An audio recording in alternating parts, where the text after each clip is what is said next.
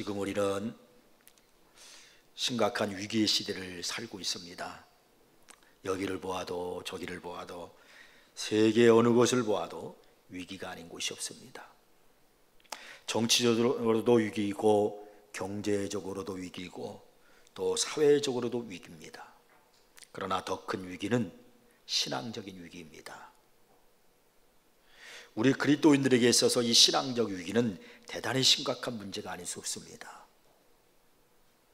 우리는 아니 위기라기보다는 도전의 시대에 살아가고 있다고 해도 과언이 아닐 겁니다. 인본주의가 교회 안에 도전해 오고 세속주의 바람이 우리에게 도전해 오고 있습니다. 뿐만 아니라 이단들이 교회 안에 파고 들어와 흔들어 놓고 있고요. 그리고 또 나아가서 잘못된 신학 사상으로 말미암아 성도들의 영혼을 흔들어 놓고 있습니다. 그리고 또 오염된 잘못된 그 영적 흐름이 성도 한 사람 한 사람의 영혼을 오염시키고 있는 그런 시대에 우리가 살아가고 있습니다. 이런 시대에 우리 성도들이 바른 신앙의 자세를 갖지 않으면 이 세상은 희망이 없습니다. 왜냐하면 그리스도인들은 바로 이 세상의 유일한 소망이기 때문입니다. 하나님은 예레미야 5장 1절에서 말씀하기를 너희는 예루살렘 거리로 빨리 달리며 그 넓은 거리에서 찾아보고 알라. 너희가 만일 정의를 행하며 진리를 구하는 자를 한 사람이라도 찾으면 내가 이 성읍을 용서하리라고 말씀합니다. 이렇게 믿음으로 사는 그리스도인이 이 세상의 희망이란 말입니다. 오늘 본문 디모데전서 6장은 하나님의 사람이 어떤 인격을 가져야 하는가 하는 것에 대한 말씀입니다. 결국 오늘의 문제는 우리가 어떤 일을 하느냐, 바로 그런 문제보다는 우리 한 사람 한 사람이 하나님 앞에 어떤 사람으로 되어가고 있느냐 하는 것과 직결된다고 할 수 있습니다. 일이 중요하지 않다는 것이 아니라 하나님의 우선순위는 언제나 일 그것보다는 바로 일을 하고 있는 사람의 사람됨에 있는 것입니다. 이 시대의 그 위험한 도전 속에서 우리가 이겨나갈 수 있는 하나님의 자녀의 모습은 바로 무엇일까? 오늘 본문에서 이 사도 바울은 종말론적 시대에 살아가고 있는 우리들에게 두 가지의 호칭을 던지면서 그 사실을 일깨워주고 있습니다. 그 첫째가 바로 뭐냐면 너 하나님의 사람아 그랬어요. 오늘 본문 11절은 이렇게 시작하고 있죠. 오직 너 하나님의 사람아. 이 말씀의 의미가 무엇일까요? 성경은 그리스도인들에게 기대한 최고의 이상은 우리 한 사람 한 사람이 하나님의 사람으로 되는 것입니다. 여기 하나님의 사람이라고 하는 것은 하나님께만 포로가 되는 삶을 사는 사람이라는 그런 의미를 지니고 있습니다. 우리가 구약 성경을 읽어보면은 하나님이란 하나님의 사람이라는 이 표현이 하나님을 사랑했던 사람들에게 붙여졌던 영광스러운 명칭이었음을 알 수 있습니다. 그들의 모습 속에서 우리는 하나님의 사람이라는 것은 어떤 사람인가 하는 것을 알 수 있습니다. 신명기 33장 1절에 보면은 하나님의 사람 모세가 죽기 전에라고 이렇게 말씀합니다. 성경은 모세를 향해서 말씀하기를 하나님의 사람이라고 이렇게 명칭을 던지고 있어요. 모세는 어떤 사람입니까? 평생도록 하나님을 바라보고 주 앞에 순종하기 위해서 몸부림치며 살았던 사람입니다. 그런 모세를 향해서 성경은 뭐라고 말씀하냐면 그가 바로 하나님의 사람이라는 거예요. 오늘 하나님께서 이 말씀을 주시면서 우리에게 가르치는 것이 바로 뭐냐면 우리는 이 종말의 시대에 도전받고 있는 이 시대에 하나님의 사람으로 어떻게 살아가야 할 것인가를 알아야 된다는 거예요.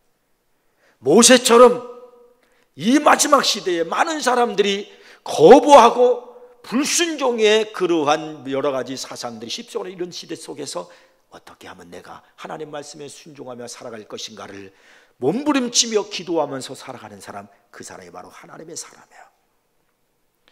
나아가서 사무엘상 9장 6절을 보면은 그가 대답하되 보소서 이 성읍에 하나님의 사람이 있는데 존경을 받는 사람이라 이렇게 말씀합니다. 이 말씀은 이스라엘 국가가 탄생될 무렵에 하나님이 선택하신 이 나라의 첫 번째 왕을 찾고 있는 장면입니다. 사울은 하나님의 선지자인 사무엘의 인도함을 통해서 왕이 되는 과정을 밟아 나가게 됩니다. 정말 그 길을 인도할 수 있는 사람은 하나님의 사람이어야 된다는 거예요. 역사가 어두워질 때 정말로 필요한 사람은 누구냐면 바로 하나님의 사람이에요. 단순한 정치가 아니라 하나님의 사람이 필요합니다. 물론 훌륭한 정치를 위해서 정치가가 필요하다는 것은 사실입니다. 한 나라의 경제의 위기를 극복하기 위해서 경제 전략가가 필요한 것도 사실입니다. 그러나 하나님께서는 역사가 어두워질 때마다 그 역사의 등불을 바라보면서 하나님의 사람을 찾으신다는 것입니다. 열왕기상 17장 24절을 보면은 엘리야 선지자가 살아봤던 과부의 집에서 머물고 난 후에 겪게 되는 여러 가지 사건을 다루고 있습니다. 그 중에 하나가 과부의 아들이 죽는 사건이 있었어요. 아들이 죽게 된 절망적인 상황에서 여인은 자기의 문제를 엘리야에게 호소합니다. 이때 이제 엘리야는 하나님 앞에 부르짖어 기도합니다. 하나님, 이 아들을 살려주세요. 7번 간절히 기도합니다. 그렇게 함으로 말미암아 그 아들이 살아나는 역사가 일어났어요. 그때 엘리야를 통해서 나타난 기도의 능력과 그의 경건함을 가까이에서 지켜보았던 사라밧 과부는 이런 고백을 합니다. 여인이 엘리야에게 이르되 내가 이제야 당신은 하나님의 사람이시요 당신의 입에 있는 여호와의 말씀이 진실한 줄 아노라 하니라.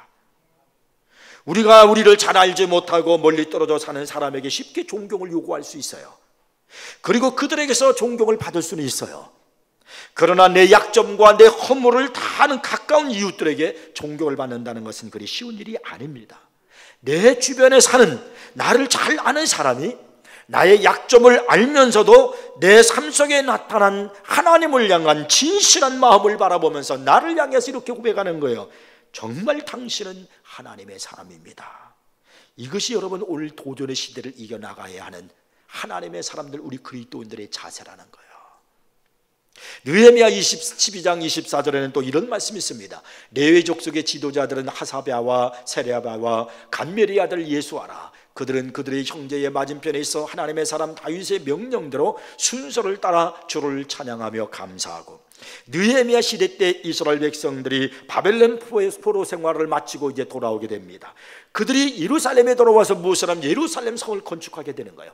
그 예루살렘을 성을 건축하는 그 과정에서 어려움들이 많이 있었습니다. 그때 그들은 다윗을 기억하면서 그 메시지를 기억하면서 이렇게 표현하는 거예요. 하나님의 사람 다윗의 명령대로. 다윗은 이미 오래전에 죽었지만은 다윗의 영향력은 아직도 그 백성들과 함께하고 있었다는 말입니다. 먼 훗날 이스라엘 백성들은 그들의 신앙에서 가장 아름다운 귀감이 되었던 그 다윗을 회고하면서 하나님의 사람 다윗, 그들은 그렇게 말을 하는 거예요.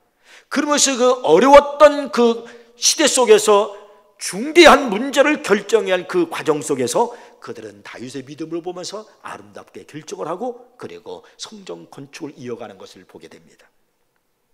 내 후손들이 이제 내가 없고 이 땅에 내가 떠나서 그들이 이 땅에 살면서 자신들의 삶의 문제 때문에 고민하며 어떤 문제를, 신앙의 문제를 결단을 내리려고 할 때 아버지가 주었던 그 믿음들의 교훈을 생각하면서 우리 아버지는 정말 하나님의 사람이었어 라고 그렇게 회고할 수 있을까요? 주님께서는 많은 사람들이 돈과 권력과 정력의 포로가 되어 살고 있는 이 위기 속에서 하나님의 사람으로 살아가라고 그렇게 우리에게 강력하게 강조하고 있습니다. 하나님의 사람으로 살아가기 위해서 본문에서는요 2가지 명령을 하고 있어요. 첫째가 바로 뭐냐면요, 따르라는 거예요. 여기 11절에 보니까 의와 경건과 믿음과 사랑과 인내와 온유를 따르며 이렇게 말씀하고 있습니다. 이 도전의 시대에, 위기의 시대에 6가지 덕목을 우리에게 말씀해요. 의와 경건과 믿음과 사랑과 인내와 온유를 따르라는 겁니다. 잘못된 인본주의를 따르지 말고, 세속주의를 따르지 말고, 이단주의를 따르지 말고, 영적 오염된 흐름을 따르지 말고 의와 경건과 믿음과 사랑과 인내와 온유를 따르라는 겁니다. 이 6가지를 따라가는 것이 바로 이 종말의 시대에 하나님의 사람들이 해야 할 자세예요. 그 다음에 또 한 가지는 싸워야 한다고 했습니다. 오늘 보면 12절에 보니까 믿음의 선한 싸움을 싸우라고 말씀합니다. 여기 믿음의 선한 싸움을 싸웠다는 이 말은 바울이 가장 이렇게 즐겨 사용했던 말 중에 하나입니다. 디모데후서 4장 7절에 보니까 나는 선한 싸움을 싸우고 달려갈 길을 마치고 믿음을 지켰으니라 이렇게 말씀하고 있습니다. 이 싸운다는 이 표현은 사탄과 더불어 싸운다는 것이고 죄와 더불어 싸운다는 것이고, 그리고 그 당시에 사도 바울이 사역을 하고 있을 그 당시에도요, 많은 잘못된 이단들이 있었습니다. 그리고 오염된 영적 흐름이 있었습니다. 이런 것들과 싸운다는 것입니다. 우리 하나님의 사람들은요, 이 믿음의 선한 싸움을 싸워야 됩니다. 도전을 받고 있는 이 시대에, 위기 시대 속에서 우리가 살아가는 우리들이요, 해야 할 일이 바로 뭐냐면 이 싸움을 싸워야 되는 거예요. 죄와 싸워야 되고, 세속과 싸워야 되고, 잘못된 신앙 사상과 이단과 영적 흐름, 이런 것들과 싸워서 하나님이 기뻐하시는 하나님의 나라를 지켜나가고 여러분의 믿음을 지켜나가야 되는 겁니다. 사랑하는 성도 여러분, 이 시대에 하나님의 사람으로 살아가기를 바랍니다. 그래서 사탄의 도전에서 교회를 지켜야 돼요. 여러분의 가정을 지켜내야 됩니다. 나아가서 여러분의 신앙, 여러분의 영혼을 지키기를 주의 이름으로 축복합니다. 두 번째는 이렇게 불러요. 이 시대에서 부한 자들아. 자, 17절을 한번 보시기 바랍니다. 내가 이 시대에서 부한 자들을 명하여 마음을 높이지 말고 정함이 없는 재물에 소망을 두지 말고 오직 우리에게 모든 것을 후히 주사 누리게 하시는 하나님께 두며. 여기 본문은 이 시대에서 부한 자에게 명령한다고 말씀합니다. 이것은 곧 이 시대에서 진정한 부한 자가 누구인가를 가르쳐주는 말씀이기도 합니다. 위기의 시대를 살아가는 그리스도인들은 이 시대에서 진정한 부자가 누구인가를 그걸 알아야 돼요. 그렇다면 여러분, 이 시대에서 성경이 가르치는, 하나님이 말씀하는 진정한 부자는 누구일까? 첫째는요, 마음을 높이지 않는 사람이라는 거예요. 17절에 이렇게 말씀하죠. 마음을 높이지 말고. 근데 참으로 여러분, 이상한 철학이 있어요. 부자들만이 갖고 있는 철학이 있습니다. 부자들은 다른 사람이 돈 버는 것을 보면 재수 좋아서 돈 벌었다고 하고, 자기가 돈을 버는 것은 자기 수고의 대가요, 자기 능력이라는 겁니다. 그리고 또 이 돈이 많아지고 부자가 되잖아요. 그러면 스스로가 자기가 의인인 것으로 착각을 하는 거예요. 많은 사람들이 자기에게 급신거리는 것은요, 돈 때문이라고 생각하지 않냐고, 내 인격 때문에 그런다라고 그렇게 착각을 하는 겁니다. 또 하나의 착각이 뭐냐면, 돈이 많으면요, 자기가 신앙도 좋은 것처럼 그렇게 착각을 한다는 거예요. 내가 신앙이 좋아서 돈을 많이 벌었다고 착각합니다. 물론 하나님이 믿음이 좋아서 복을 주셔서 그럴 수도 있어요. 그러나 많은 경우가 이런 착각 속에 빠진다는 거예요. 특별히요, 돈이라고 하는 그 능력의 제한성을 헤아리질 못합니다. 돈이면 무엇이든지 다 할 수 있는 것처럼 착각하는 거예요. 여러분, 돈은요, 극히 제한적인 능력밖에는 없습니다. 그런데 이걸 잊어버리는 거예요. 돈에 완전히 미혹당하고 마는 겁니다. 그래서 예수님께서는요, 사람의 생명이 그 소유의 넉넉함에 있지 아니하니라는 귀한 말씀을 하셨어요. 저는요, 이 말씀을 이렇게 해석하고 하고 싶어요. 사람의 행복이 그 소유의 넉넉한 데 있는 것이 아니다. 사람의 인격이, 그 사람의 신앙이 그 소유의 넉넉한 데 있는 것이 아니다, 이 말이에요. 바야흐로 우리는요, 이 시대에 배우와 아주 소중한 그런 삶의 교훈이 있다면 그게 바로 말은 자족입니다. 사도 바울은 디모데전서 6장 6절 이하에서 돈을 사랑하는 일에 대한 경고의 말씀을 하고 있습니다. 그러나 자족하는 마음이 있으면 경고는 큰 이익이 되느니라. 우리가 세상에 아무것도 가지고 온 것이 없음에 또한 아무것도 가지고 가지 못하리니 우리가 먹을 것과 입을 것이 있은즉 족한 줄로 알 것이니라. 부하려 하는 자들은 시험과 올무와 여러 가지 어리석고 해로운 욕심에 떨어지나니 곧 사람으로 파멸과 멸망에 빠지게 하는 것이라. 돈을 사랑함이 일만하게 뿌리가 되나니 이것을 탐내는 자들은 미혹을 받아 믿음에서 떠나 많은 근심으로써 자기를 찔렀도다. 여러분, 부가 우리를 유혹한다는 거예요. 부 자체는 죄가 아니지만은요, 우리가 부를 필요 이상으로 막 추구하기 시작하잖아요. 그러면요, 그것 때문에 우리가 온갖 시험과 죄에 빠지게 되는 미혹의 통로가 될 수 있다는 말이에요. 다윗이 언제부터 타락하기 시작했습니까? 왕이 되고 적군들을 다 정복하고 이제는 여유로운 삶이 시작되니까 그때부터 타락하기 시작하는 거예요. 다윗의 젊은 시절에는 잘못됨이 없었습니다. 그의 시선은 줄기차게 하나님을 바라보았고 그의 삶은요, 하나님의 이름과 명예를 위해서 땀을 흘리는 그런 삶을 살았습니다. 그런 다윗이 이제 많은 것을 얻고 여유 있고 돈 좀 생기고 편안해지기 시작하니까 그때부터 즐기기를 시작하고 비틀거리기 시작하고 기도해야 될 시간에 기도하지 아니하고 하나님을 바라볼 시간에 하나님을 바라보지 않는 거예요. 그렇게 타락하는 거예요. 솔로몬이 어떻게 됩니까? 부를 축적하기 시작하면서 타락의 길로 가기 시작한 겁니다. 이것은 누구든지요 돈의 맛을 보면 타락하고 부패할 가능성이 있다고 하는 것을 말씀해 주는 겁니다. 저는 인간이 타락하는 것을 암을 발견하는 것과 비슷하다고 말하고 싶습니다. 어느 날 갑자기 진단을 받아보니까 암입니다. 깜짝 놀라잖아요. 근데 암이 갑자기 생기는 게 아닙니다. 서서히 생기는 겁니다. 그때는 이미 늦었잖아요.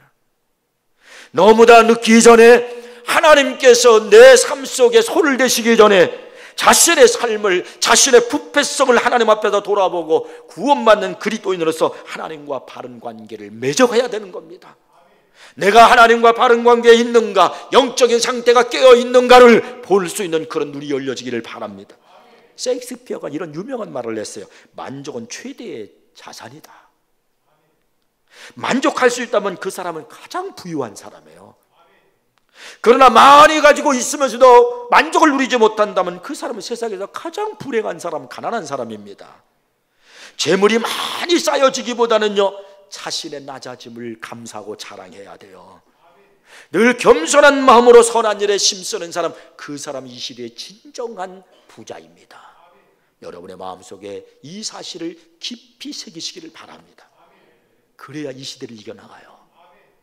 또 한 가지, 두 번째는요, 누가 진정한 부자냐면요 하나님께 소망을 두고 사는 사람이에요.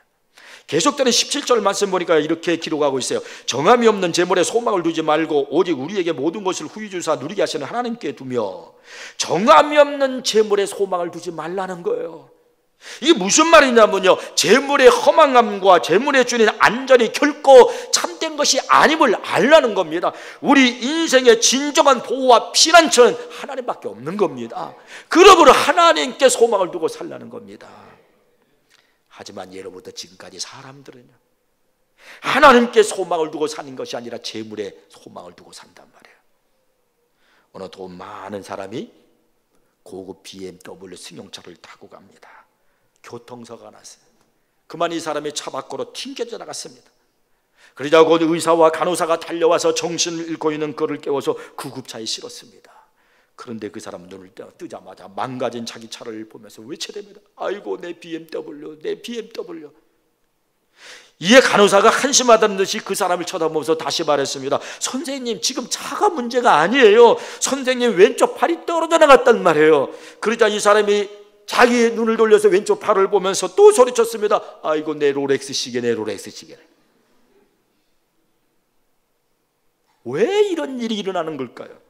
이 세상에서는요 오직 재물만이 가장 안전하고 든든한 방패막이라고 생각하기 때문입니다. 여러분도 그렇게 생각하십니까? 돈이 여러분의 인생을 안전한 방패막으로 여겨주고 있습니까?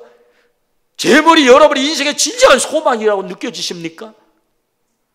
또 한 번 얻은 재물은 영원히 자기가 소유가 되리라고 그렇게 생각하는 사람들도 있어요. 그러나 재물이란 언제나 내게 있는 것이 아니에요.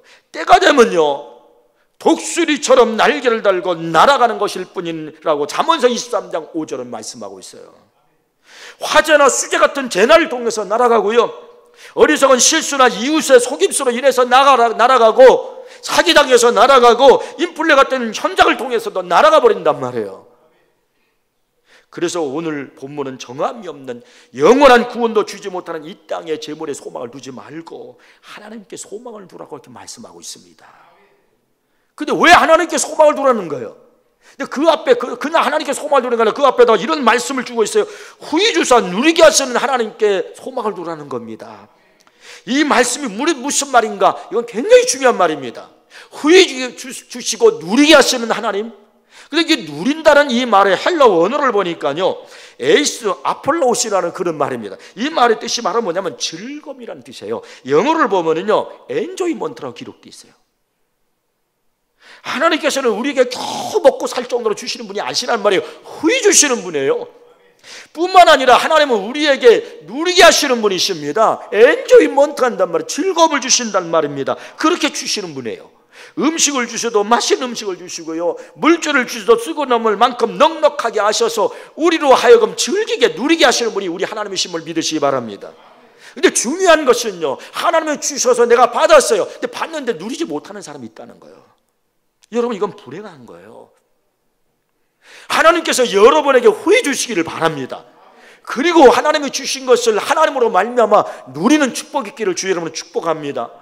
어느 집사님이 한국 땅에 살면서 너무너무나 고생스럽게 사는 거예요. 이것도 해보고 저것도 해봐도 아무리 해보려고 해도 돈도 안 벌어지고 어려워서 이 땅에서는 안 되겠다.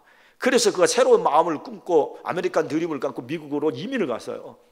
거기서 가진 고생을 두 부부가 합니다. 알아보는 것 없이 다 하면서 돈을 억적같이 모았습니다. 여기서 마지막 인생을 행복하게 살리라는 꿈을 갖고 그들이 30년 동안 열심히 돈을 벌었습니다. 그래서 30년 동안 돈을 벌어가지고요, 그들의 소원, 미국에서 아름다운 좋은 터에다 땅을 사서 거기다 아름다운 집을 지었어요. 그리고 행복하게 마지막 이제 인생을 노후를 거기서 살 수 있는 그런 길을 마련해 놨습니다. 수영장까지 딸린 그런 좋은 집이었습니다. 이제 입주하기로 되어 있는 정해진 그 날짜 바로 전날, 애석하게도 그 부인이 자동차를 타고 가다가 자동차 사고로 숨지고 말았어요. 이 집사님이 너무나 속상했어요. 한국에서 실패를 거듭하다가 미국에 이민 와서 30년 동안 죽도록 고생을 해가지고 이제 살만해서 이제 버려들여서 좋은 터에다가 좋은 집을 짓고 이제 마지막 인생을 즐기면서 살고 싶었는데 그의 아내가 바로 입주하기 전날 교통사로 죽었단 말이에요. 너무나 속상해서 이 남편이 그 집을 쌈값에 팔아버리고 다시 한국으로 돌아왔어요. 여러분, 누리게 하시는 축복도 축복입니다. 하나님께서 여러분을 후하게 주시고요, 하나님께서 여러분을 누리게 하시는 은혜도 있기를 주 여러분 축복합니다. 그 즐거움이 어디로 오는가? 하나님께로부터 온단 말이에요. 하나님이 허락하셔야 되는 것입니다.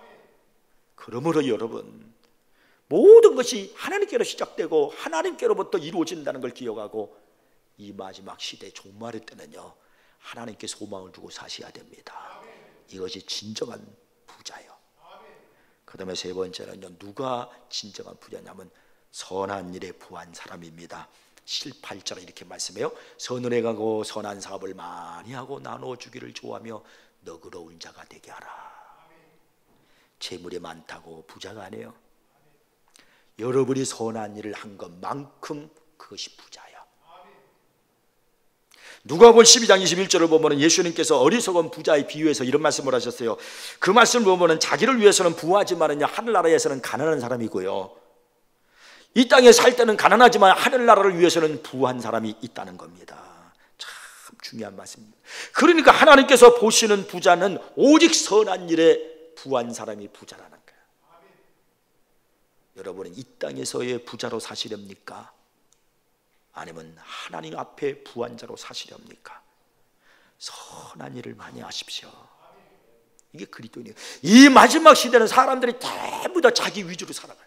얼마나 여러분은 자기 위주인지 몰라. 자기밖에 몰라요. 이런 시대 속에서 하나님께서 오늘 우리에게 뭐라 말씀하면 선한 일을 많이 하는 건 나눠주기를 좋아하라는 거예요. 나눠주기를요. 그리고 뭐라냐면요, 마지막 그러면서 너그러운 자가 되라. 그런 사람이 부한 자라는 겁니다. 역대 뉴욕 시장 중에 가장 뛰어나다라고 이름난 시장이 있습니다. 라과디아라는 시장이 있는데 이분에 대한 참 좋은 이야기들이 많이 있는데, 이분이 한 번은요, 재판장으로 있었을 때, 판사로 있었을 때 이야기입니다. 어떤 노이 많은 분이 겨울날 비가 막 내리는데 너무너무 추운 거예요. 근데 가난한 사람입니다. 배가 고프면요 더 추운 거예요. 비는 부슬부슬 내리지 겨울비가 얼마나 찹니까? 그리고 막 허기져서 배가 고파서 가난하니까 먹지를 못해서 힘들어하고 다리도 후두들 떨리고 근데 길을 지나가는데 빵집 앞을 지나가다가 빵이 거기 앞에 놓이는 걸 보니까 얼마나 먹음직하고 좋은지. 그래서 이 사람 자신도 모르게 그걸 그만 훔쳐서 먹었어요. 이 사람이 들켰습니다. 그래가지고 끌려왔습니다. 동네 사람들이 다 그 사람의 모습을 보고 그를 따라가는 거예요. 왜냐하면 그날 재판을 해야 되는 시장이 그 유명한 라과디아 시장이었기 때문입니다. 자, 저 시장이 어떻게 재판하는가 좀 보자. 노인이 배가 고파 빵 하나 훔쳐 먹었는데 자기도 모르게 손이 나가는데 그걸 어떻게 잡아갔는가, 어떤 판결을 내리는가 한번 보자. 궁금해진 거야.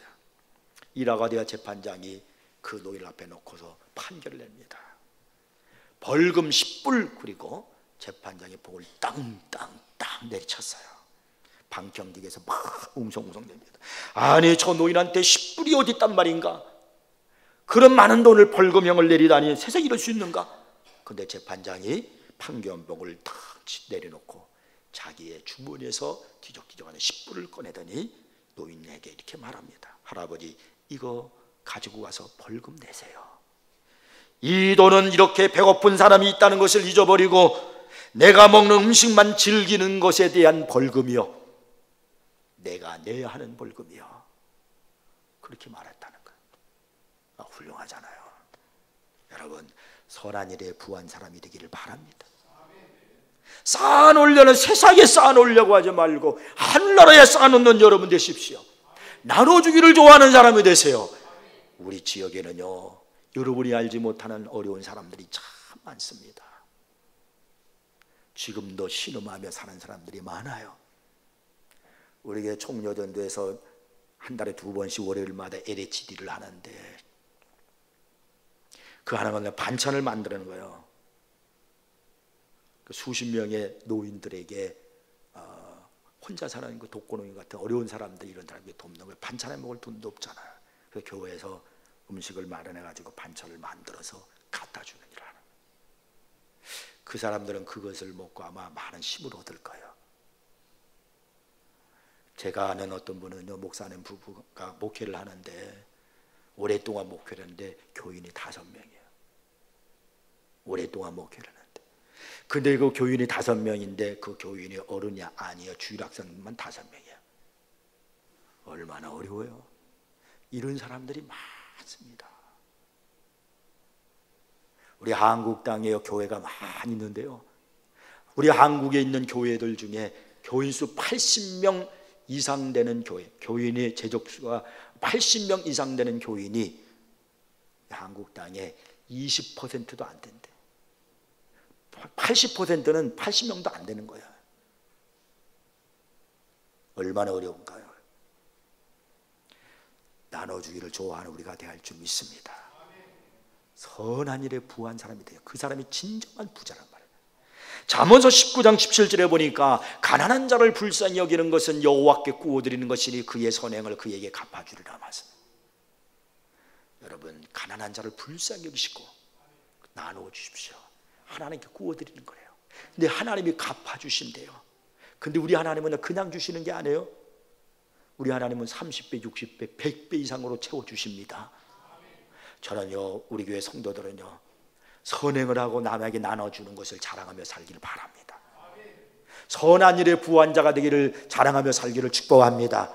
내가 이렇게 많은 재산을 쏘아놨다, 나는 노후를 위해서 이렇게 많은 재산이 있다, 자녀들에게 이 많은 재산을, 유산을 물려줄 것이다, 그런 자랑하지 마세요.